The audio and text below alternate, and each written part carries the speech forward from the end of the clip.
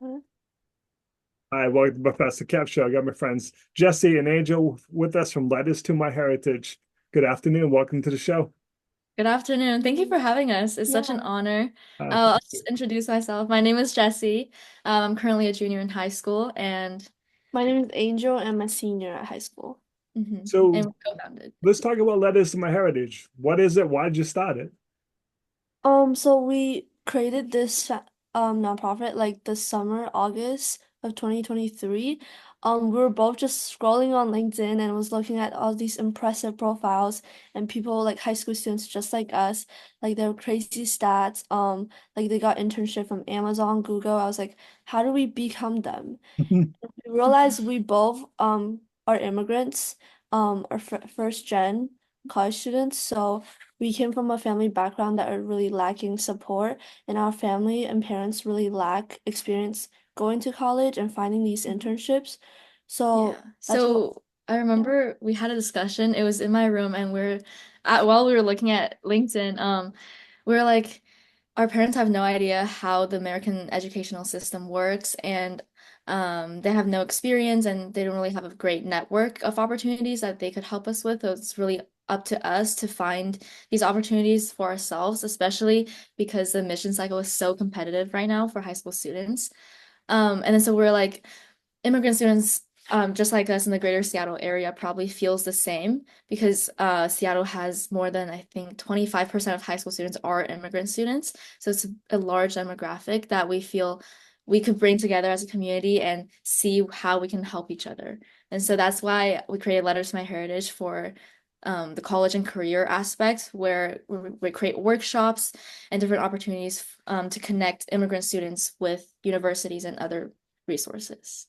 That is amazing. It's so nice that you do that to help out because, although I'm not an immigrant, I was the first in my family to go to college too. And my parents and people I knew had no idea what it was like to go to college. You had questions, no one was there to answer them. So for you to be able to give those answers to people, and it's just so anxiety filled. And like I said, it's so competitive on top of it that you can't be wrong. You can't, when they want you to write that essay, it has to be quality or you're not going to get in and stuff. So tell me about the experience so far. How's it been working? Yeah, so we started with more cultural focused events. We did a winter market where we sold different cultures candy and snacks, and that's how we kind of started fundraising a little bit. And then we also did a multicultural night, partnered with Lake Washington High School, a local high school, and then where we had immigrant students come and write letters about their experiences and what they wish they could tell their culture and the ups and downs they've had with their immigrant experience. And then those are all posted on our website. So you can kind of we kind of have immigrant students feel heard that way. And then we moved into more career and college focused workshops. So this past summer we did you The want to talk about it? the summer networking event, which is just for summer internships, where we connect them and then talk about internships available in Washington. And we also have the college workshop, essay workshop, where we partnered with the UW professor, which they presented ways to like help like make your essay better. And then right now we're actually working on a STEM panel event that's coming up. It's also hosted in UW, and then we are gonna have like professions from medical, tech, and then all STEM fields come in and talk about their job, and then also network immigrant students with those professionals. Yeah, a huge help for us, I think, has been University of Washington. That's what UW, we call it UW. Yeah. Because most students here in Seattle goes to UW just because it's more affordable and it's also closer. And it's a great school. So we've been partnering with their DEI department, the Diversity, Equity, Inclusion staff there, and then they've been helping us together partner and put up these events for our students. And like Angel mentioned, the upcoming STEM panel, this Sunday actually, we invited, for example, a data scientist from Microsoft and an electrical engineering from Boeing, and they're all immigrants from different areas across the world.